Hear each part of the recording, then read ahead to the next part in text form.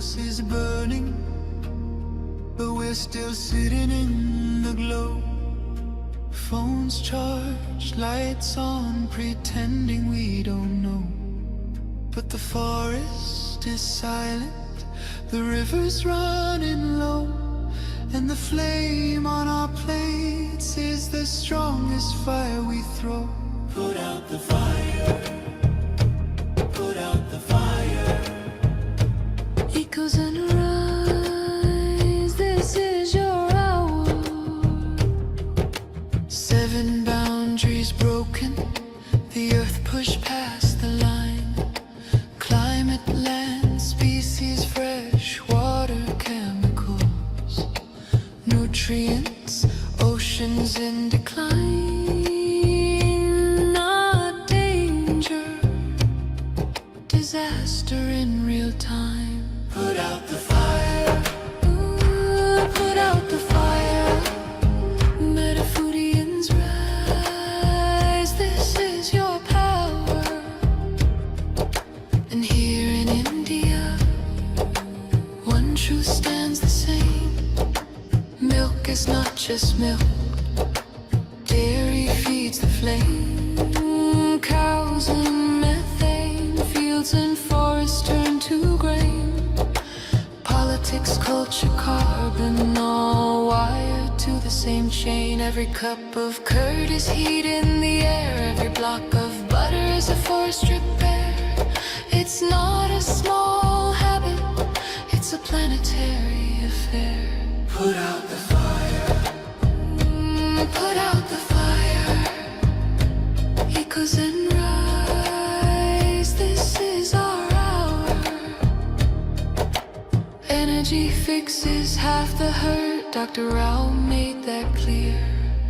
But food fixes the other half, the half that's burning here. Change the plate, change the land, change the future's atmosphere. Put out the fire, put out the fire. Metafoodians unite, this is your choir.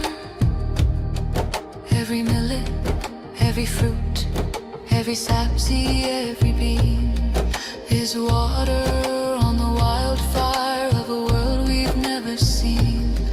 Every oil-free bite is a river turning clean. This is not perfection, it's direction.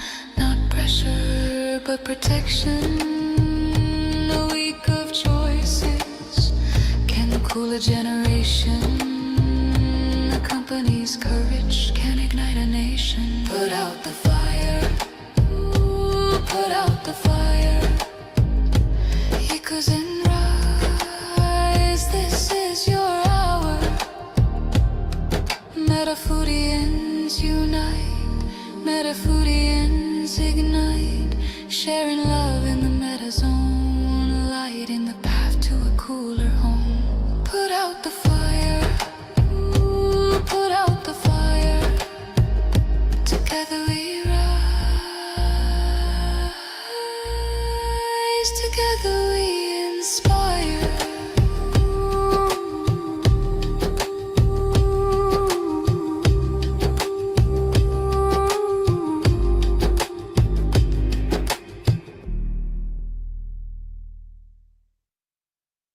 Welcome to the Planet B podcast, where truth, transformation, and faith converge.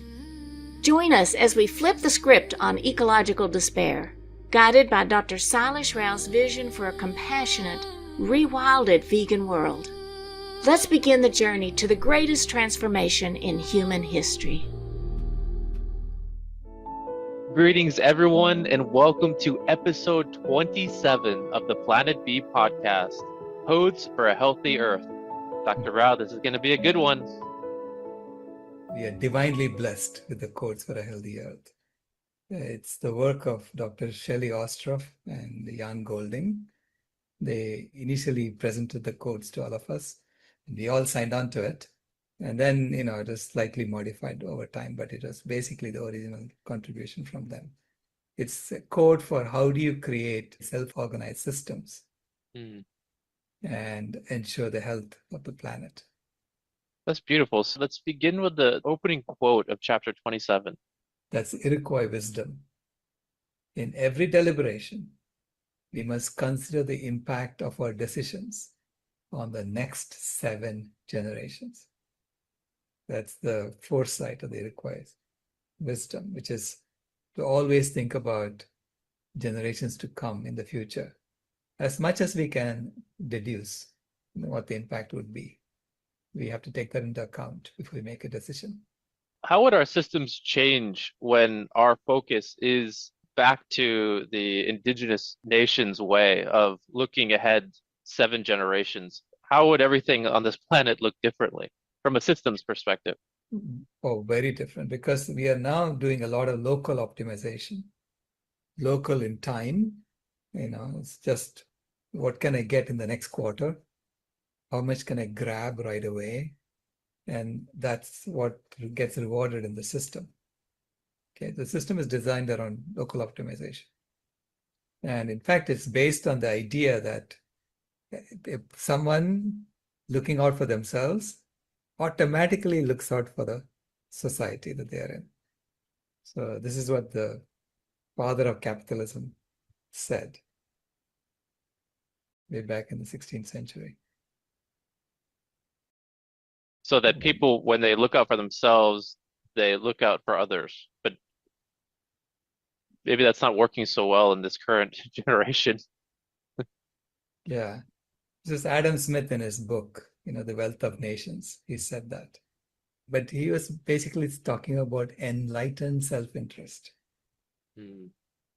And if it is enlightened self-interest, what he's saying is true. Okay. Right.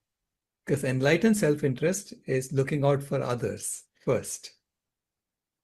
That's what enlightenment is about. Right? Yep. But people drop the enlightened out of it when they interpret it. Okay. Yeah. In modern capitalism, they just assume it is just self-interest will lead to the well-being of all. Hmm. So, Dr. Rao, when you talk about the codes for a healthy Earth, you mentioned earlier about a self-organizing system. So, what is a self-organizing system? This self-organizing system is an emergent system that gets its property from the individuals behaving according to known axioms. Right? Each individual participant is behaving according to, in a way, that's what Adam Smith was trying to do too. Hmm. He was talking about enlightened self-interest. And then he used the example of the baker and the butcher and so on, but in reality, everyone who is participating in an economy through enlightened self-interest will actually be doing things for the well-being of others and not expecting anything for it for themselves. Right. That to me is true enlightened self-interest. But that's not how it is interpreted. It's, by the time Adam Smith's work was quoted in Paul Samuelson's economics textbook, the enlightened got dropped, a bunch of words got dropped. Whoops. Enlightened got dropped. I don't know how I feel Enlightened about got that. dropped. Oh, geez. Yeah, I pointed that out in my first book, Carbon Dharma. I said, this is what Adam Smith said, and you look at what Paul Samuelson wrote in this economics textbook. Key words got dropped so that it looks different. The interpretation is different. It seems like there's some similarities with the UN IPCC there. It's just Yes. It's a systemic issue, that kind of reinterpretation. It's a very systemic issue in the system. And by dropping that, they said, okay, we are just following the same thing that Adam Smith said. But in reality, you're doing the exact opposite. What is exactly the codes for a healthy Earth? So the codes for a healthy Earth is a set of principles that we all agree to, and that once we abide by, automatically creates health and well-being for the planet and all its inhabitants for generations to come. So it's fundamentally a set of principles by which we can live that allows us to lead our normal lives and the planet thrives, Beautiful. right? Because right now we just lead our normal lives and the planet dies. Yeah. So in that sense, it's the exact opposite of the way we are living today. It's a self-organizing system that the codes are trying to realize and creating a resilient way of living that enables the planet to thrive. So it's based on the vitality code of nature, which is that every living being gives as much as they can, takes exactly what they need, and becomes who they are. And when we do that, when you give as much as you can and take only what you need, you give more than you take. Right. Because you have a tremendous capacity to give, Mm. to serve the whole. And then all life thrives because of your giving. Now, every Yeah. other life form lives according to that. This is why you leave them alone and nature flourishes. And we have created a system by which we live, an economic system where we take more than we give. In fact, the object of the game in the economic system is to take as much as you can before it's too late, before somebody else takes it all away, right? Yeah. So it's Yeah. based on this scarcity model. Grab as much as you can as quickly as you can. And when we do that, then we are routinely taking more than we're giving, and therefore causing the planet to go out of bounds. Right. Now, by doing that and having enough of us do that, we have created a life force that has the strength and the power to regulate the climate and become the thermostat species Right. that can now take care of the life support systems of the planet and maintain it and prevent it from ever going back to another glaciation again. Okay. Yeah. But to accomplish that, we have to now use that same power that we have to heal the planet and to maintain it. And the codes allow us to do that. Wonderful. So let's go a little bit into the declaration within the codes. So, what are some of the main points of the declaration within the codes for a healthy Earth? Well, first of all, it declares that we are united in love and concern for our planetary home and all its inhabitants. So therefore, we are pledging, declaring that we are going to come together as one humanity for this common purpose across all boundaries to restore the well-being of all life on Earth. Okay? So that's the first part of the declaration. And then there are these axioms, interdependence and so on that we acknowledge. And then it is about transforming our social systems to effectively serve the healing, integrity, and well-being of all life. So that is the Planet B transformation that we are talking about, right? And then restore the health and diversity of the biosphere. That's the rewilding part. And then ensure that all humans and animals can meet their core needs through guaranteed access to living soil, healthy water, vitalizing food, fresh, clean air, physical and emotional safety, comfortable shelter, the cultural and ecological conditions and resources needed for all to realize their unique potential in mutual enrichment with their communities and ecosystems. Okay, Beautiful. so this is a pledge we are doing. This is what we are going to be organizing around. Okay, and that's what Planet B is also trying to do. So how would you organize systems? How would you create systems that meet those pledges that we said we are going to do? How would we do living soil? How would we do healthy water and vitalizing food? So it's all about, what is our purpose on this planet and what are we organizing for? Right. It's not about extraction anymore. It's about restoration and cleanup. Yeah. Right? Yeah.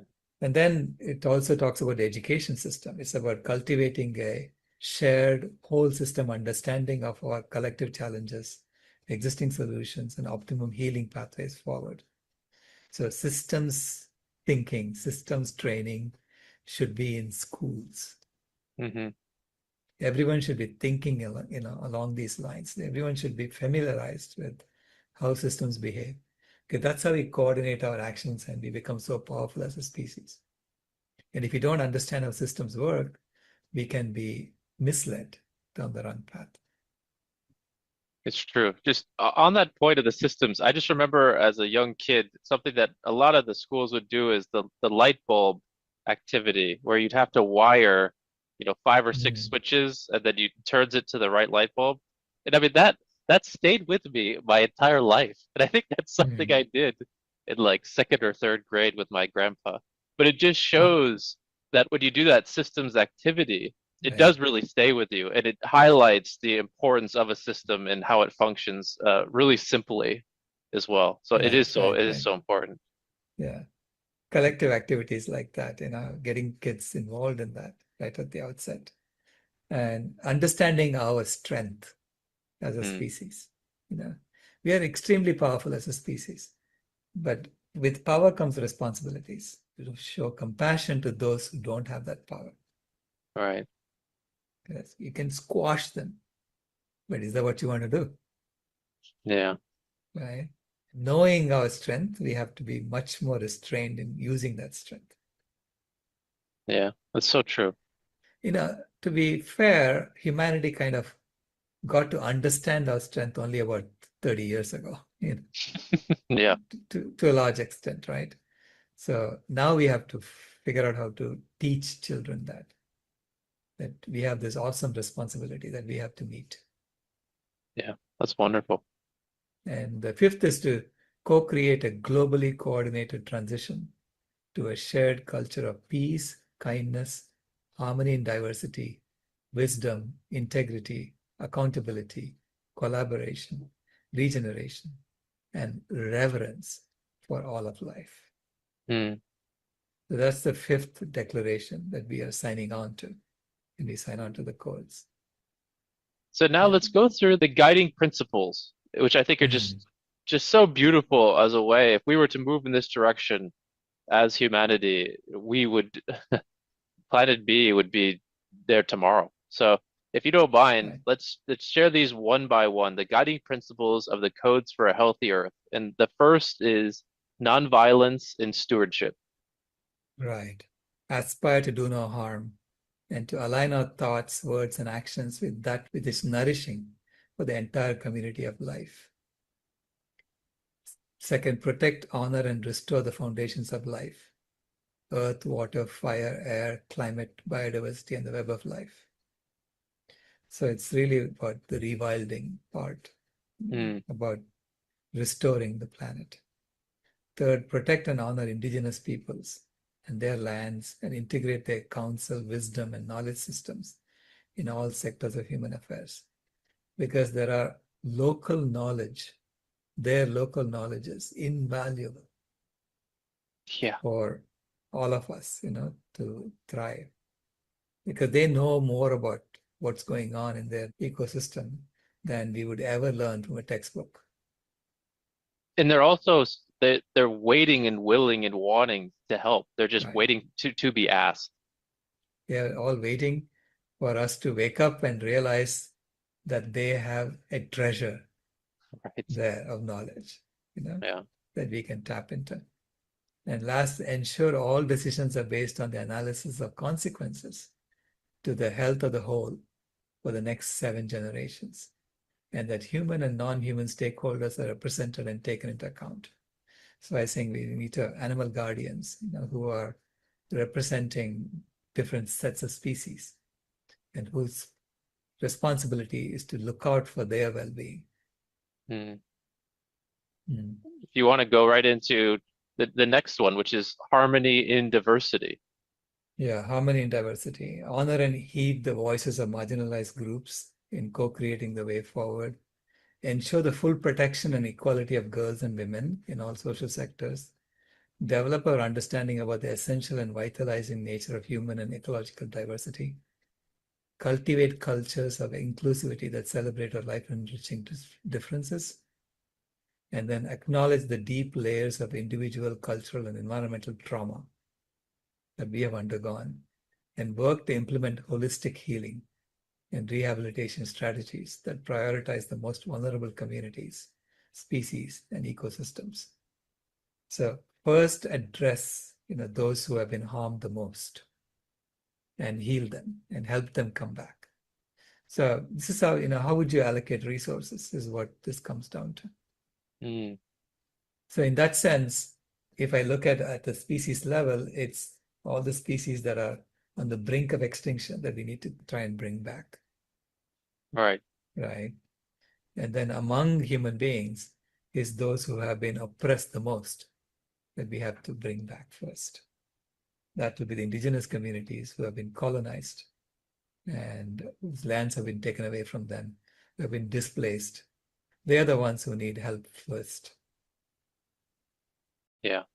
So it's almost like it would be reversed where they would lead us back onto those lands, educate us how Right. to properly use those lands. Could you share more Yeah. about that a little bit? Yeah.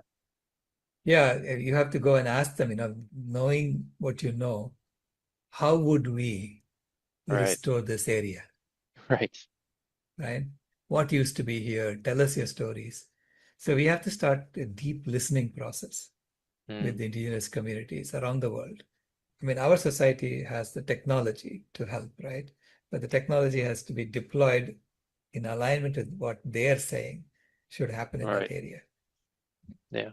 That makes so much sense too. So now, Dr. Rao, if you don't mind, we'll move into economy and law. It's a big topic Yeah, here. yeah. Economy and law, the codes say give legitimacy to those laws that protect and regenerate life and delegitimize all laws that permit harm to life. And invest only in that which protects and regenerates life and disinvest from any and all enterprises that harm or could harm life. Ensure all corporations and enterprises harming life will be supported to either transform or dissolve. And create the optimal conditions for the core needs of all humans and animals to be met as we transition to healthier economies and enterprises. So it's calling for a conscious transformation of business practices, of systems, economic systems, to be only those that heal life and to shut down anything that harms life. Okay, so which means the old model is about commodifying life. The old model puts a value on life. And it's just, it's all money, dollars, right? It's all turned into dollars. And it's completely illegitimate according to this. Right. So it's reversing that. And I literally don't see, I pretty much once you sign on to this, you'll have to dissolve the existing system and only foster those planet B systems that are already there. Right. Right. And, Dr. Rao, yeah. how would you see like law enforcement and um like the court system? How would you see that evolved to be on planet B? Well, planet A, it has been all about enforcing rights. Okay. So the governance is to enforce rights. Okay. And we basically give each other rights. We don't give rights to animals. We give rights to some animals. Pets Right. get some rights, but the farm animals get no rights. And then we are slowly saying, okay, we'll give rights to nature in some countries and things like that. It's all about rights that we are giving to other life. So it comes from a position of domination over Mm. life. Okay? When you start giving out rights, the rights have to be fundamentally given to everyone. Because we all Meaning, have it already. we Like all we've been have it given. already. Right. You don't have to give it to anybody. Right. So the court system and the governance structures that we have in Planet B will be all about fulfilling responsibilities. Mm. So it's not about asserting rights, it's about fulfilling responsibilities. So if some responsibilities have not been met, how do you ensure that that responsibility is met? Because it's going to impact the well-being of all. Right. Like, do you Yeah. see kind of governance on planet B being more so like ensuring with love that rewilding projects get fulfilled and everyone is treating each other with respect and dignity, like not so much, I don't know, questioning kind of who's in charge of what, or there's just no shady schemes really. Right. In the Code for a Healthy Earth, it says the only legitimate purpose of governance is to protect and cultivate the health and vitality of the planet and all its inhabitants for generations to come. Mm. That's the only legitimate purpose of governance. Every other purpose of governance is illegitimate. I think that says it all. Right? Simple, right? Yeah. Yeah. You have to Mm. govern around that principle. Yeah, that's the foundation of governance. It makes so Right. much sense. Now, beyond that, we have to codify all that. And I'm sure there are lots of academic experts, our experts who can help us codify that so that we accomplish that purpose. And we have to then have feedback loops that ensure that you are able to change things, tweak things, if it is not meeting the objectives. Right. Right. So it's only when we run open loop that we get into big trouble. We don't even check what's happening to the planet. We assume it's an infinite sink for waste, an infinite source for resources. And we don't close the loop. And that's how we Right. get into trouble. That makes so much sense. Yeah. So now, Dr. Rao, if you Yeah. don't mind, let's go into the education, learning, and media section. Yeah. So it informs people everywhere about the global and local challenges, their systemic causes, which is really what we are doing here, and Hmm. the wealth of existing solutions, initiatives, and networks from all sectors dedicated to personal, collective, and planetary healing and transformation. They're already working on it. People are already working on a lot of these things. And we just are networking them together and making it systematic. So that's the purpose of Planet B, is to make it systematic. Right. Then identify, develop, and scale holistic healing and regenerative learning opportunities for people of all ages, learning styles, interests, and abilities to support the flourishing of the individual, the community, and the whole. This is about helping every one of us sing our songs, Hmm. dance our dance, because um, someone had said, and I forget who said it, I should actually find out who it is, who said, the greatest tragedy of human beings is that the number of people who die with their song still in them. And so the purpose of education is to help you find that song, help you Right. express that song, cultivate the wisdom, art, and science of systems thinking and whole system health and healing, which is what we are doing here, trying Yeah. to disseminate this kind of thinking process. Right. And Yeah. finally, evolve our language, communication skills, creative expression, and cultural narratives to cultivate an informed, empathic, compassionate, and vibrant human society. It's beautiful. So would you like to go into, so the final part of this section is transitioning to new social systems. Right.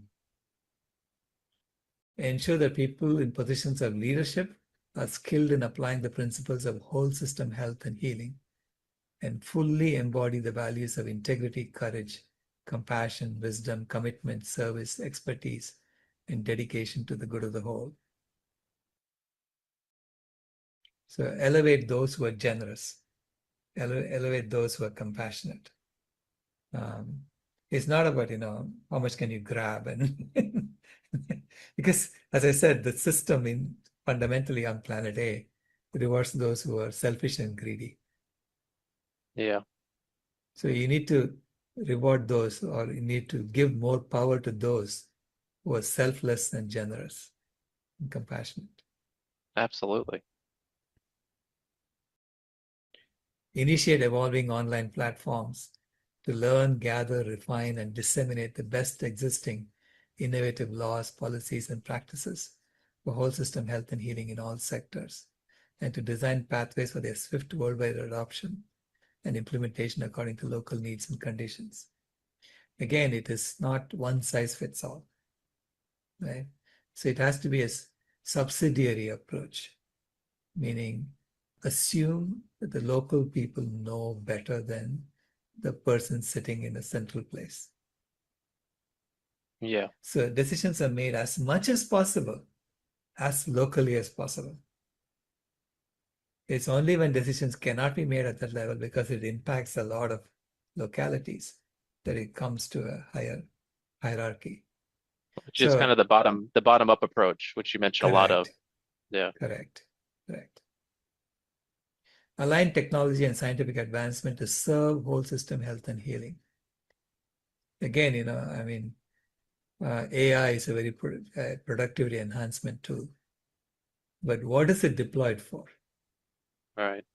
If it's deployed for restoring the planet, I think it's an amazing tool to use because it can gather resources, knowledge from all over and put it together and create something coherent. It'll give you a good sense of where you need to go when Yeah. you do that. But if it is used to create fake worlds and things like that, Yeah. it can be highly destructive. Hmm. And then cultivate self-organizing, community-led wisdom and expertise circles to advise on the wisest policies and most effective solutions, while giving voice to the needs, resources, and interdependencies of all human and non-human stakeholders. Okay.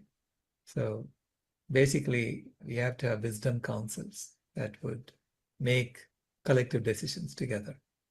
And it should include those who would speak on behalf of those who are not represented in human circles, that is, other species. Hmm. And finally, design and implement a seamless transition to new forms of local and global governance dedicated to cultivating the most efficient and vitalizing flow of energy through the entire planetary ecosystem. So, and that's where, we have to create these systems and structures that would allow us to create a planet B. Right. And then you end it with in big letters, towards a thriving world for all. Right. We people of Earth affirm that a worldwide adoption of the principles outlined in these codes has the capacity to solve multiple crises simultaneously and create a culture of peace with all of life. So it's a very simple encapsulation of the principles that we need to live by. It's It beautiful. doesn't give you all the details of how you would organize on that. And that's where engineers like me come in. Yeah. And those will probably be discussed in the next book, I'm sure. Yeah, yeah, I'm working on that because it's a guide to Planet B. Yeah. Wonderful. You end the codes of a healthy earth with together we rise for all life. Right. Together we are going to rise for all of life and basically to support life and defend life from being killed off, because that's what's going on now in the current system. So I'm appealing to people to please consider endorsing and sharing the Codes for a Healthy Earth as a universal and evolving social contract to be voluntarily adopted by all peoples of the earth. We have to do it voluntarily. It cannot be forced on anyone. I mean, if you think there is something that needs to be changed in this, bring it up. Let's discuss it. Yeah. Right? Do you have a kind of a call to action? Like, should we try to share these codes with people or organizations or institutions? Yeah, I would like this to be, it's already been signed by over 300 organizations and in 30 countries. And, but I wish it was 3 million organizations. Yeah. So it needs to be spread and people need to come to a consensus around it because I think it's a good way for us to build upon. Yeah. And so the website is codes.earth. It's very simple. And if you go there, you can read it in its entirety and endorse it and get on board with it. So, Dr. Rao, as we round out episode 27, Codes for a Healthy Earth, what message would you like to share with our audience today? It is an exciting time to be alive, that we are actually being called to create something new. I'm grateful to be alive at this time. Wonderful. Well, thank you so much, Dr. Rao. Thank you to our audience for joining us today. Our next episode is another extremely fascinating one. Chapter 28 is the civilizational transformation. So I hope you join us once again. Thank you for being with us today. Planet B signing out. Bye. This has been a podcast from Planet B, where ethics caught up with choices. If you haven't moved here yet, we thank you for visiting.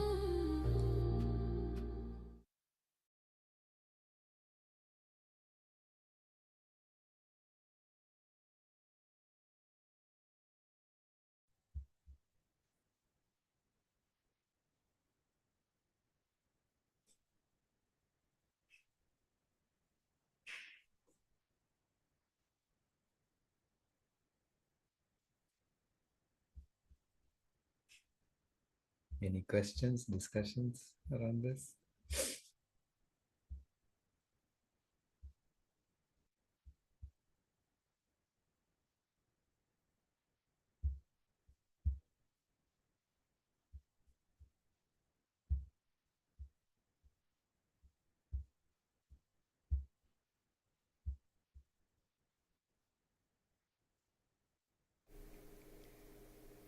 Go ahead, Rebecca.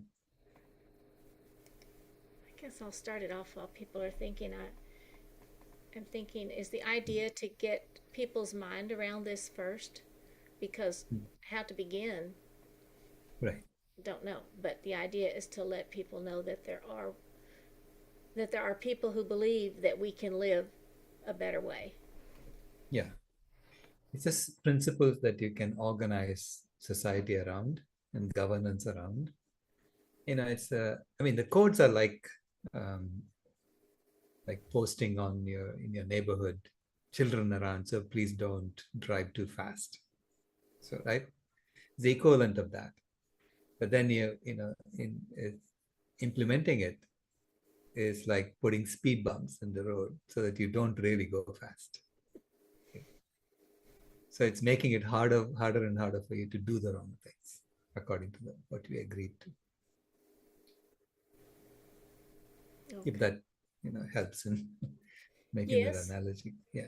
Getting people to sign it and say there are people working on this, people have adopted it, and Yeah. okay, yeah, thank you. Right. Right. Brown? Yeah, it's sort of overwhelming. So much to do, so much, so it must be many generations almost to accomplish this. Oh, yeah, I was interested actually what you had earlier. You talked about a university, starting university with all these programs. Can you tell us a little bit more? Is that starting, or what is your idea? Yeah, because as you can see, there is a lot that we need to re-educate people around. It's not just educating young people; it's all of us. We need to be educated into this new way of thinking. And ideally, we want to create like online universities, and we need to create. That's what Climate Healers is trying to do, put some courses together. But I want the established educational institutions to get involved. So I spoke at the Institute for Chemical Technology yesterday, and that's why I couldn't come in the morning session. And getting them on board, first of all, they didn't understand how vast this problem is. People get overwhelmed when they realize, oh my God, there is so much to do, and that we didn't realize that we were churning out students who are literally causing the planet to die. Okay, understanding that responsibility first, and then saying, okay, now what do we do about it? So I think first I want to create like a conference of educators, and and then we can brainstorm around this. Mm-hmm. Educators, and how do we deal with this? How do we create new curricula? How do we create uh, short courses that people can take and say, okay, now I'm on board, now we can help, right? So speaking to educators is most important, I think, not just university educators but also school educators. Yeah, you have But now I, 70. when now at least you understand. I've been sort of swimming in this and trying to get my head above the water so I can see the whole picture. Yeah. There are certain examples already, I guess, in the Waldorf schools, how they educate the children is very much along these lines, I think, which you were already there. So there are some schools already. Correct, correct. Uh, so, so there's some But hope. there's some hope, yeah. Yeah, we need to get Waldorf schools to stop exploiting animals. That's one thing. Yeah, Yes, yes, yes. That's right. yeah. They don't realize it's probably the fact. Right. Yeah, they don't realize the larger impact of that. Yeah, yeah. Good. Thank you. Yeah, thank you.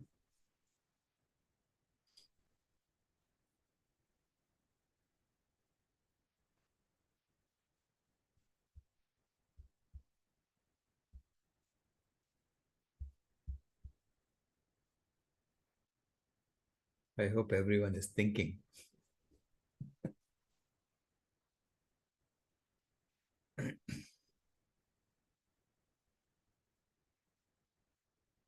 Go ahead, Barb.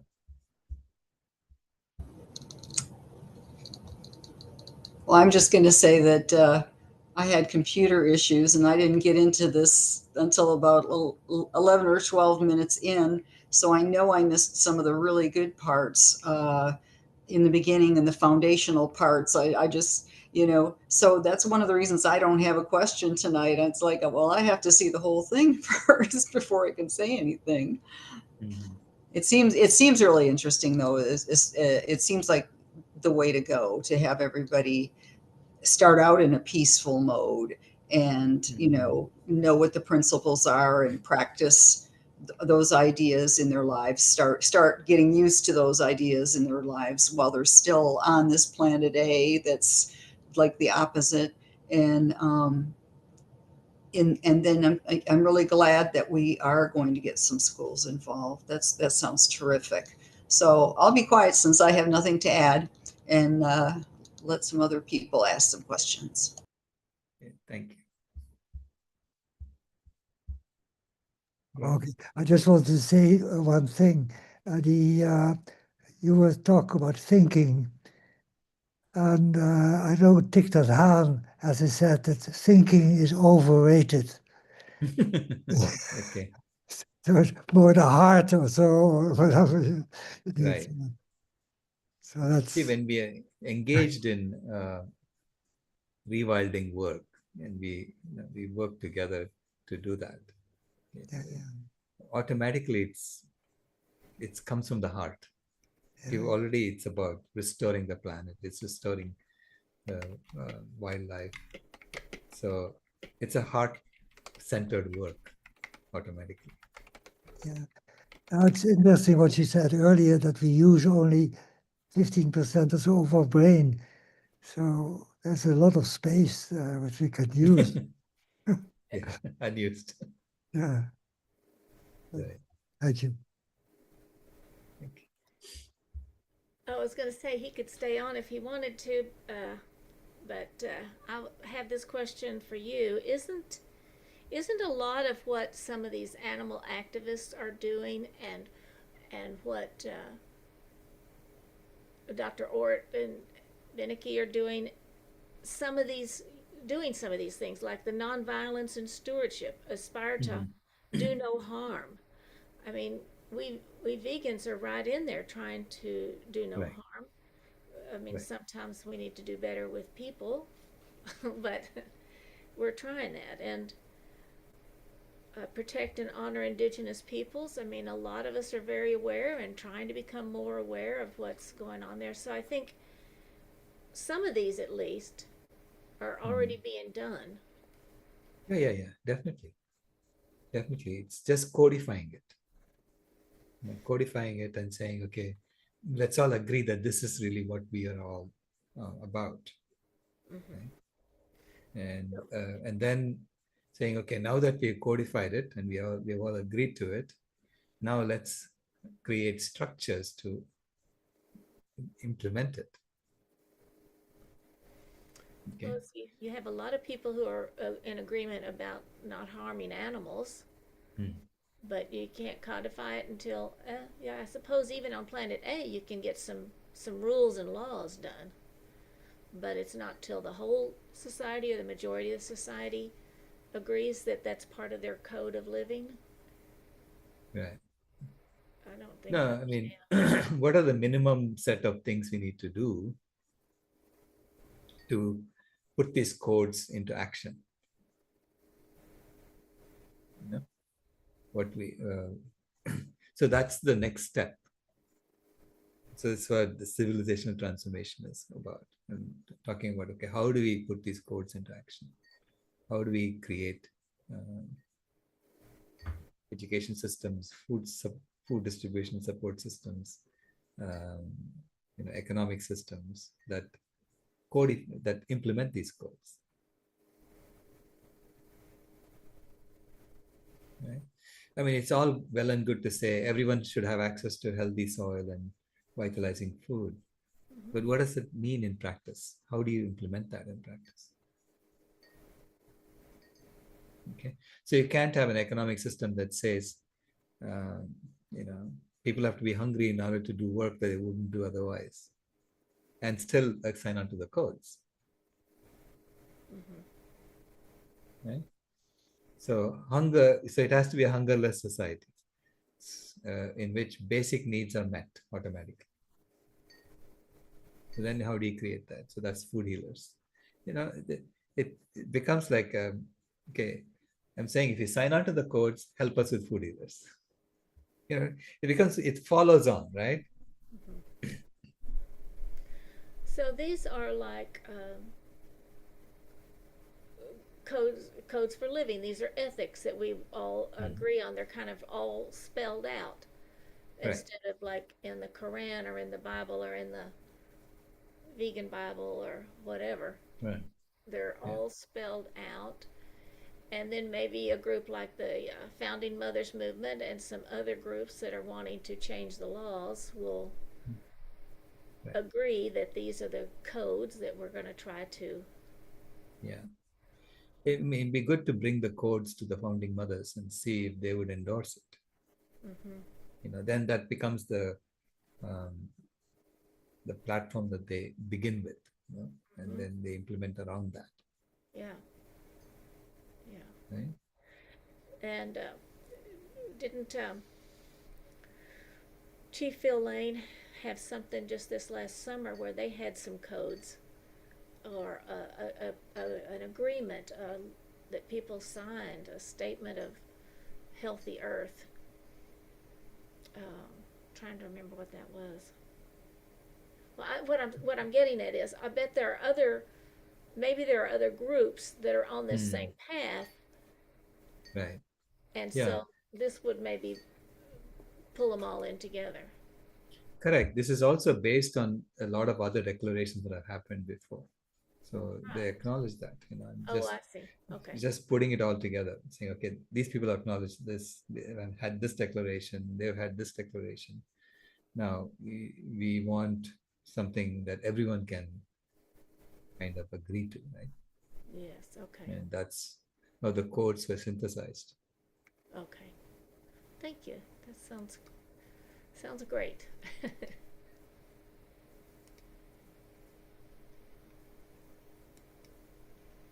Go ahead, bro. You're still muted. Okay. Donnie was actually first, but Sorry. the it's interesting to that if we get the people to become vegan, then what is the next step?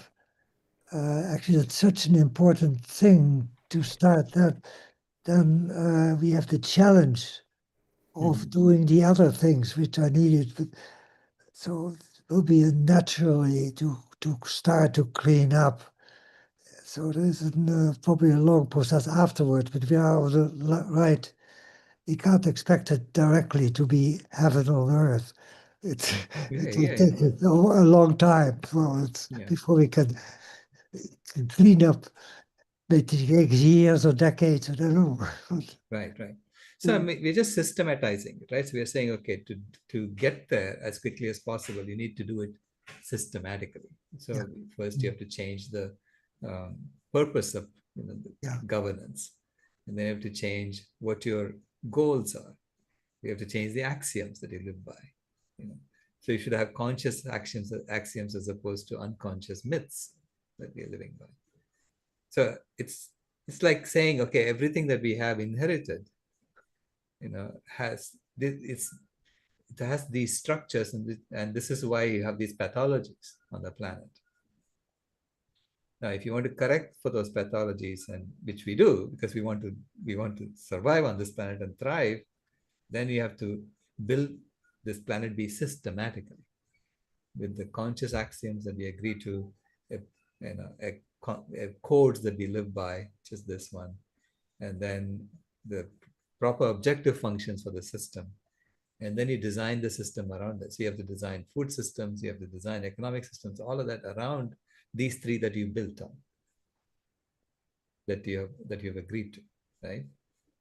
So I'm just trying to do systematic, it's system design for world peace and planetary health. But the basics is still the ethics. Yeah. You have to start with that honesty, as you said before, honesty and ethics. Otherwise, you don't go anywhere. Yeah, you don't get it anywhere. I mean, otherwise we get the same planet A pathologies. Yeah. Planet A pathologies are not just planetary pathologies like the 7 planetary boundary transgressions. It's also endless war. It's poverty. It's hunger. It's all the social issues that we are facing, right? Yeah. And they're all coming from the same systematic source, which is planet A. How planet A is organized around unconscious myths and grab everything as you can, as fast as you can mentality, and it's now leading to a social situation where potentially Americans are going to be fighting Canadians, and this is the kind of nonsense that we are getting into. Unthinkable that we have nuclear powers thinking of getting into nuclear wars. Yeah. For what? Yeah, and we're saying, stop. You don't need to go through that madness. There's another way of solving our problems, which is peaceful and which involves everybody, in which there is no one to blame. You don't have to go through the past and say, "Oh, you did this to me." No, all that is over. Right? So I'm saying, let's start. We can do this without any of that. Yeah. Good. Thank you.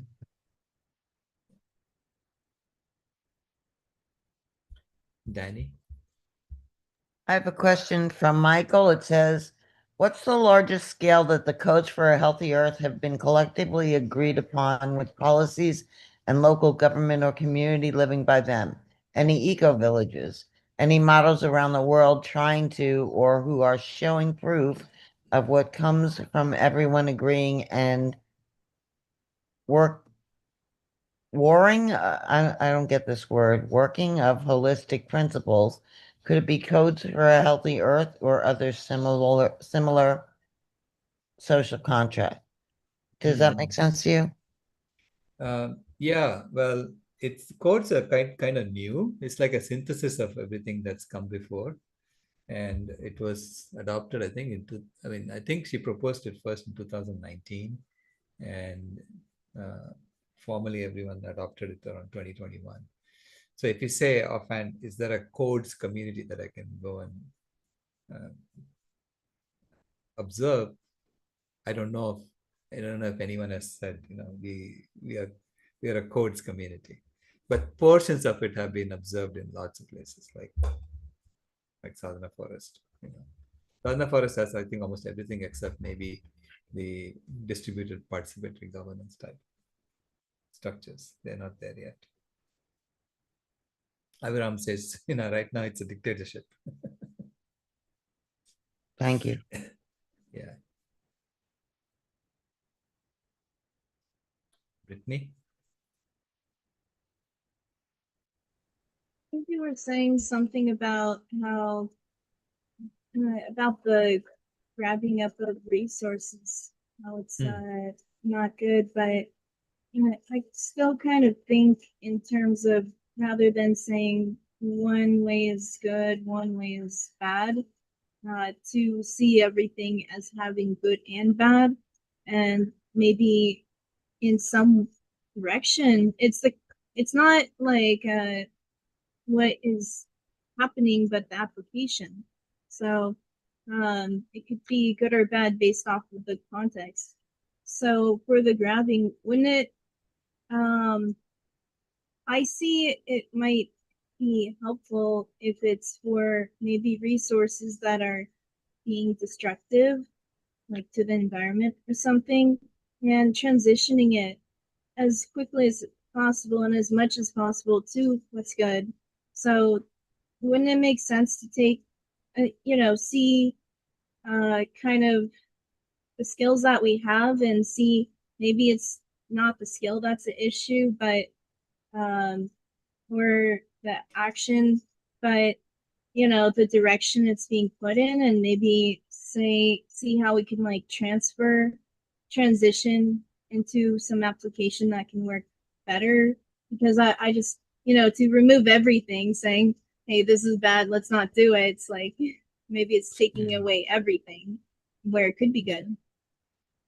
Yeah. No, see, grabbing up the resources, like if you look at it as a species, we grab like 91% of the land for ourselves, the entire ocean for ourselves, whatever, and all that grabbing that we did was to gather our strength.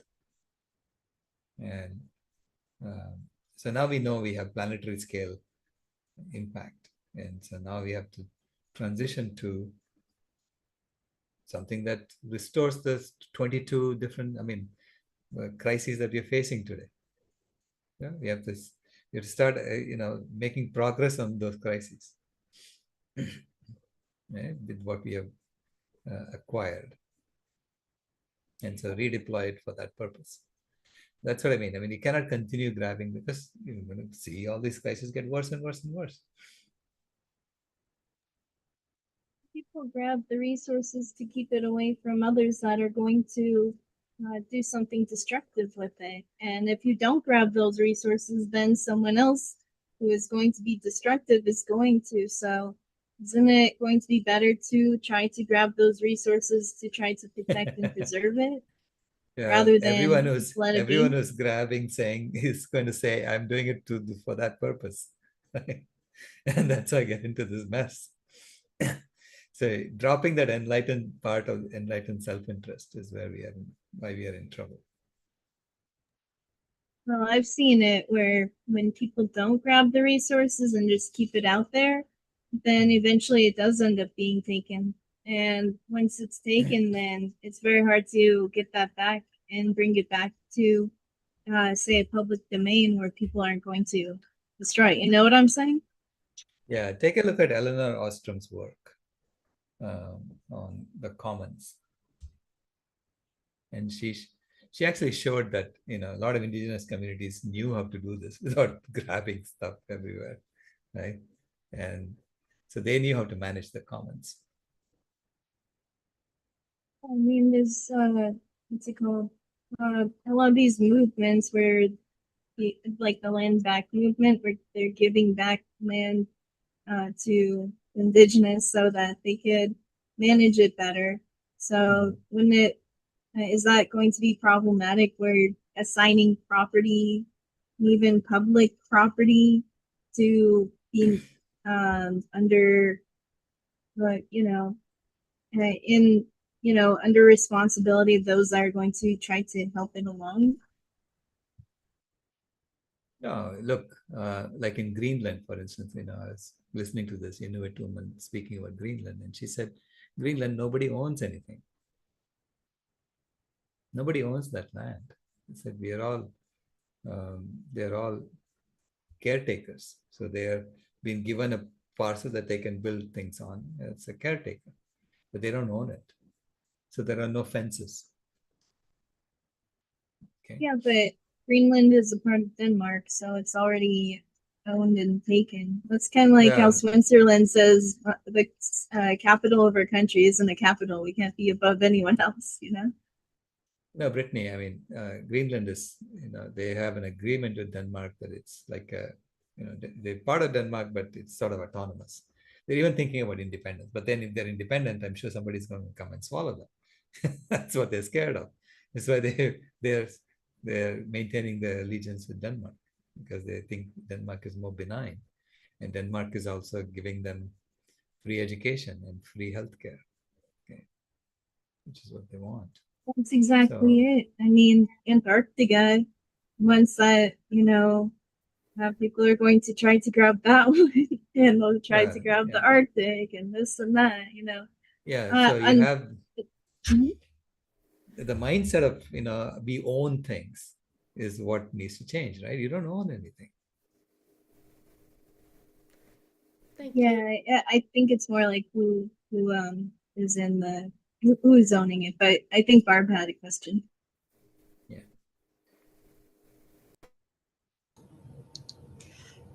Yeah, thank you, Brittany. I was really learning some things listening to the two of you talk. I had when you're saying about grabbing things though, and maybe we should just grab it all up. I was thinking really specifically about gold and how everybody has a gold wedding ring or gold jewelry, or it's because that was what we all did, and we didn't really know where it was coming from, and we didn't know about the destruction. But now that more people are learning about the destruction, and plus I think people don't have as much free money, you notice that so many people are getting married with a very simple little silicone band. They're just getting it very inexpensively. And I thought that's the way to move away. We can still be creative and have some things that we really love, but get away from these things that are damaging the earth. So that was just one example I thought of. I did like that idea of saying, well, we're going to be caretakers. It's like as soon as you get a title like that, you start feeling kind of important. Like, yes, I will be a caretaker of the earth. And I don't know if there's something there that like, oh, we should we should have people be these special things so they feel special. I don't know. I am not sure if that's a right direction or a wrong direction to go in, but I just know it made me feel kind of cool. The other thing was that 22, they're like problems with the environment. And you mentioned it last night, and you said something with, I think it was Joji, that you were going to get him those 22 things. It's like, the Sai, I emailed it to him. It was I. Oh, okay. Because I kind of want that too. I want to know what they are. And when I heard that, I was like, well, is there a way we all can get that, or at least me? Okay, hold on. I mean, this is not my compilation. It's a compilation from Jamin. So let me just share and show you. Okay. So everyone has access to it. I may come up with, I probably have to do something like this too. And so we can agree on these. All right, hold on. 22 existential planetary crises highlighted below. And there are 14 in red, of which any one could drive humanity to extinction, along with countless other species, all by itself. The following 22 EPCs are organized into tiers, representing the author's first but not best attempt to put some order into the set of 22. Tier 1, exponential planetary overheating, global warming gone wild, hunger and extreme poverty, Runaway animal agriculture, runaway commercial fishing. The latter two plus overheating are the greatest destroyers of life on Earth, including human habitat. Fear, disunity, and separation, and geopolitical instability and war. Tier 2, runaway totalitarianism, overpopulation, runaway capitalism, runaway resources extraction and exploitation, runaway AI, runaway CRISPR. Tier 3, the decimation of the biosphere, the sixth mass extinction, runaway wilderness fires and other extreme weather disasters, pollution and contamination of all kinds, including disrupting key biochemical flows, for example, nitrogen and phosphorus cycles, ocean acidification, and shrinking freshwater sources. Tier 4, pandemics and zoonotic flows, economic, social, and political collapse, runaway organized crime, including various unnameable industrial complexes, and finally, exacerbating all of the above EPCs and preventing the solution of the crisis is our lack of awareness, lack of agency, mis and disinformation, and general ignorance and apathy. Yeah, I took a screenshot of it. It's like I would take out anything that's private, but at the same time, I mean, it's just for me, just so that Right. I could study it, because that's remarkable, breaking it all down like that. Yeah, that's Yeah. going to be helpful. Yeah. Thanks. Thank you. Sailesh, is that Jamin Shively? Yes. Thank you. Yeah, that's his list. I'm going to be talking to him. We'll figure out something.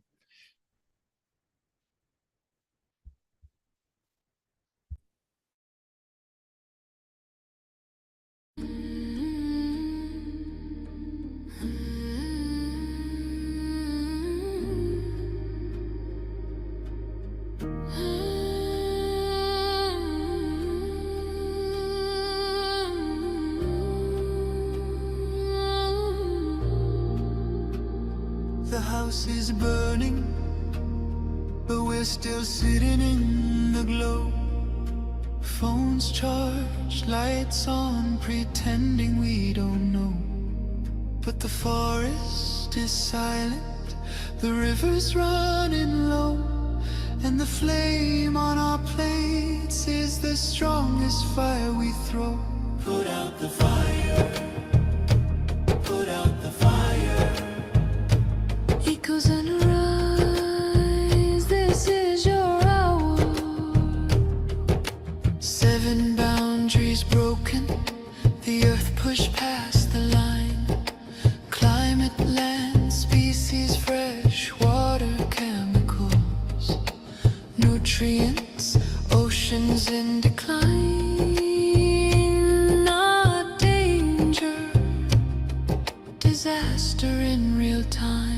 Put out the fire, put out the fire. Metaphorians rise, this is your power.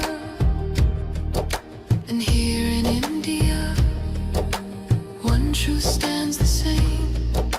Milk is not just milk, dairy feeds the flame. Cows and methane, fields and forests turn to grain. Politics, culture, carbon, all wired to the same chain. Every cup of curd is heat in the air. Every block of butter is a forest strip bare. It's not a small habit, it's a planetary affair.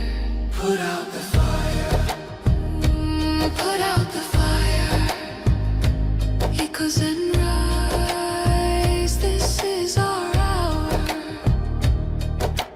Energy fixes half the hurt, Dr. Rao made that clear.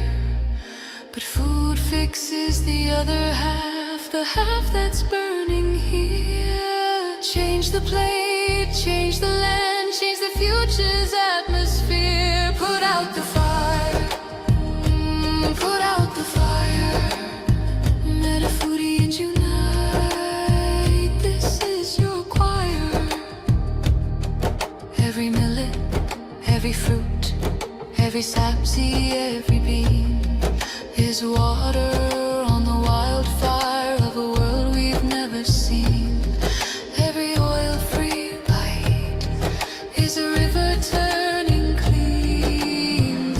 not perfection, it's direction. Not pressure, but protection. A week of choices can cool a generation. A company's courage can ignite a nation. Put out the fire. Ooh, put out the fire. Echoes and rise. This is your hour. Metafoodians unite. Metafoodians ignite. Sharing love in the meta zone. Light in the path to a cooler home. Put out the